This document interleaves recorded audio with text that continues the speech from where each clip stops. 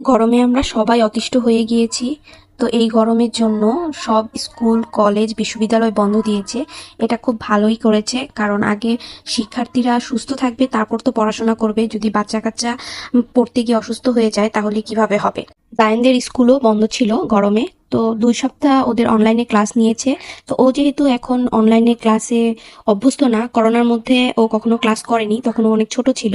তো এর জন্য ও অভ্যস্ত না অনলাইনে ক্লাস করাটা। তো ওর কাছে খালি মনে হচ্ছে, মা আমার কাছে এরকম ল্যাপটপের সামনে বসে থাকে আর ম্যাম কথা বলে, এগুলো ভালো লাগে না আমার। আমি আবার স্কুলে যেতে চাই, স্কুলে গিয়ে বন্ধুদের সাথে বসে একসাথে ক্লাস করতে চাই, একসাথে খেলতে চাই, টিফিন শেয়ার করতে চাই।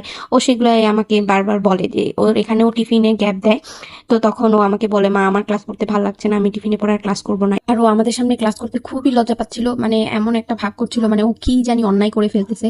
ওর কাছে খালি সাই ফিল হচ্ছিল আমাদের সামনে ও বসে বসে ক্লাস করছে। এমন এটা কোনো সমস্যা না ওর বাবা। তো ওর বাবা কিছুক্ষণ সময় ওর পাশে বসে